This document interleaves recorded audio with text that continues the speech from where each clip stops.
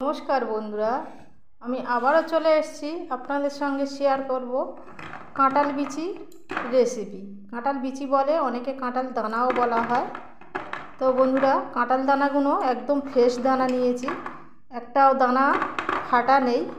তো এরকম ফ্রেশ দানাটা নেওয়ার চেষ্টা করবেন। ফাটাগুলো হলে কি হয়, এই বর্ষার সময় গন্ধ হয়ে যায়, তো তরকারিতে দিলে একটার জন্যে আরও তরকারিটাই নষ্ট হয়ে যাবে, দুটো চারটে যদি খারাপ থাকে। তো এরকম ফ্রেশ দানাটা নেওয়ার চেষ্টা করবেন।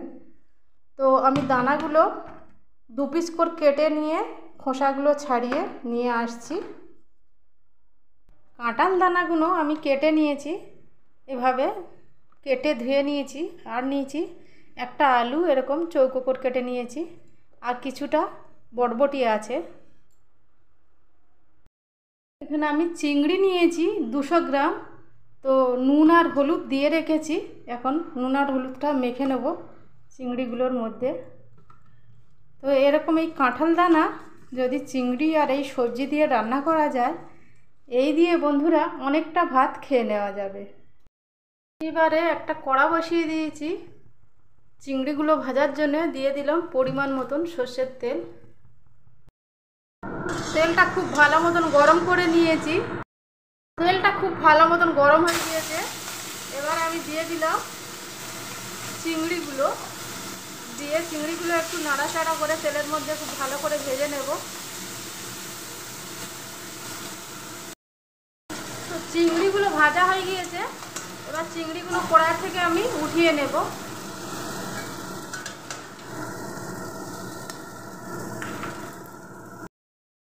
এখানে নিয়েছি একটা পেঁয়াজ কুচিয়ে নিয়েছি, কটা কাঁচা লঙ্কা মাঝখান থেকে চিড়ে নিয়েছি, একটা আছে টমেটো। চিংড়িগুলো তুলে নেওয়ার পরে ওই কড়ার মধ্যে আবার একটু সর্ষের তেল দিয়ে দিলাম। এবারে গ্যাসের ফ্লেমটা মিডিয়ামে করে দিলাম। দিয়ে দেবো তেলের মধ্যে 1 টেবিল চামচ পাঁচফোড়ন দিলাম। তো পাঁচফোড়নটা একটু ভাজা ভাজা হয়ে গিয়েছে, এবার দিয়ে দেবো কেটে রাখা পেঁয়াজ। দিয়ে 1 থেকে 1.5 মিনিট আমি তেলের মধ্যে নাড়াচাড়া করে নেব পেঁয়াজগুলো।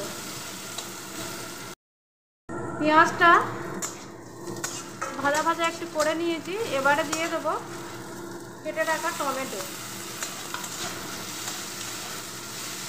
টমেটোটা দিয়েও আবারও একটু সময় নাড়তে হবে।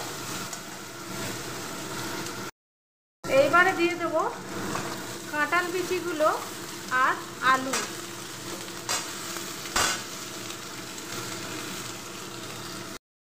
কাঁঠাল বিচি আর আলুগুলো তেলের মধ্যে 2 মিনিট কষিয়ে নেব,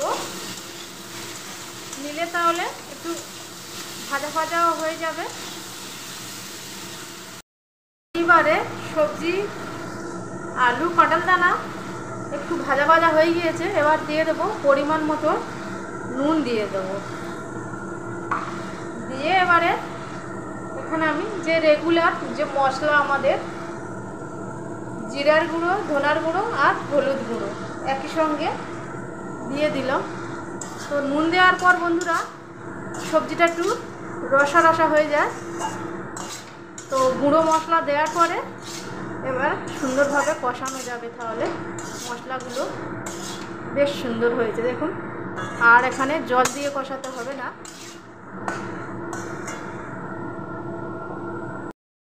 তো 2 থেকে 3 মিনিট কষিয়ে নিয়েছি। তো বন্ধুরা দেখুন কালারটা কত সুন্দর এসছে। তো এবারে দিয়ে দেবো কেটে রাখা বটবটিগুলো। তো বটবটিগুলো লাস্টে দিলাম, কারণ বটবটি সিদ্ধ হতে আলু কাঁঠাল দানার থেকে আগে সিদ্ধ হয়ে যাবে, একটু কম সময় লাগে। তো এবারে একটু কষিয়ে নেব সবগুলো উপকরণ একই সঙ্গে। তো এবারে আমি এখানটায় দিয়ে দেবো লাল পাকা কাঁচা লঙ্কা। তো সবজিটা তো সবুজ, লাল পাকা কাঁচা লঙ্কা দিলে খাওয়ার সময় বুঝতে পারা যাবে, মুখে আর পড়বে না। তো বন্ধুরা এই গরমের সময় কাঁচা লঙ্কার তরকারি খুবই ভালো প্রত্যেক লোকের শরীরের দিক থেকে। তো আমি এখানে গুঁড়ো লঙ্কা দিলাম না, লঙ্কা আপনাদের যেমন পছন্দ সেই অনুসারে দিতে পারেন। তো এই কাঁচা লঙ্কার তরকারি খুব ভালো টেস্টও হয়। তো কিছু সময় কষিয়ে নিতে হবে, তবেই তরকারিটা খেতে ভালো টেস্ট হবে। তো বন্ধুরা, কাঁঠাল দানা অনেক রকমভাবে আপনারা বাড়িতে বানিয়ে থাকেন, তো আমি সম্পূর্ণ অন্যরকম ভাবে বানাবো। বন্ধুরা সঙ্গে থাকুন, দেখতে থাকুন। তো বন্ধুরা, আমার কষানো হয়ে গিয়েছে। এবার আমি এখানে দিয়ে দেবো গরম জল। তো বন্ধুরা, আপনার যে কোনো রেসিপিতে যদি গরম জল দেওয়া যায় সেই তরকারির টেস্ট বেশি ভালো হয়। তো সবজিটা সিদ্ধ হবে সেই পরিমাণে দিয়ে দিলাম জল। তো বন্ধুরা, আমার চ্যানেলে কোনো নতুন বন্ধু এসে থাকলে অনুরোধ রইল সাবস্ক্রাইব ও লাইক দিয়ে আমার এই ভিডিওর সঙ্গে থেকে যাবেন। আমিও আপনাদের পাশে থাকব। সবাইকে, নতুন ও পুরনো বন্ধুদের অসংখ্য ধন্যবাদ ও অনেক অনেক ভালোবাসা আমার ভিডিওতে এতক্ষণ আমার সঙ্গে থাকার জন্য। তো আমি 5 মিনিটের জন্য ঢাকা চাপা দিলাম। ঢাকা চাপাটা খুলে আমি দেখব সবজিগুলো অবস্থা কেরম, সিদ্ধ হয়েছে কিনা। তো আলু সিদ্ধ হয়ে গেছে, কাঁঠাল বিচিগুলো দেখব। হ্যাঁ, খুব সুন্দর সিদ্ধ হয়ে গিয়েছে। তো আলু কাঁঠাল বিচি সিদ্ধ হয়েছে মানে বটবটিও খুব ভালো সিদ্ধ হয়ে গেছে। তো এবারে আমি দিয়ে দেবো, মাঝখানটা একটু ফাঁকা করে নিলাম। এবারে ভেজে রাখা চিংড়িগুলো দিয়ে দেবো, দিয়ে আবারও একটু নাড়াচাড়া করে দিয়ে আর ঢেকে দেবো না, এমনিভাবে এবারে তরকারিটা করে নেব। আমি একটু ছাই গরম মশলার গুঁড়ো অল্প করে দিলাম, 1/2 চামচের থেকেও কম দিলাম। আর দেব এখানে 1 টেবিল চামচ একটু চিনি দিয়ে দিলাম। তো মিষ্টিটা সম্পূর্ণ অপশনাল, আপনার চাইলে না দিতেও পারেন। তো দিয়ে আমি নাড়াচাড়া করে দিলাম, দিয়ে এবার কিছু সময় ফুটলে আমার রান্নাটা হয়ে যাবে। তো বন্ধুরা, হয়ে গেছে এখানে আমার কাঁঠাল দানা সবজি দিয়ে চচ্চড়ি। তো কেমন হলো কমেন্টে জানাতে ভুলবেন না। কাছে ও দূরে, দেশ ও দেশের বাইরে যে যেখান থেকে আমার এই ভিডিওটি দেখছেন, অসংখ্য ধন্যবাদ ও অনেক অনেক ভালোবাসা।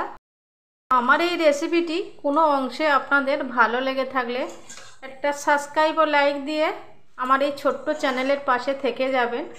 বেল বাটনটি প্রেস করে রাখবেন, যখনই আমি এরকম নিত্য নতুন ভিডিও দেব সবার আগে আপনাদের কাছে পৌঁছে যাবে।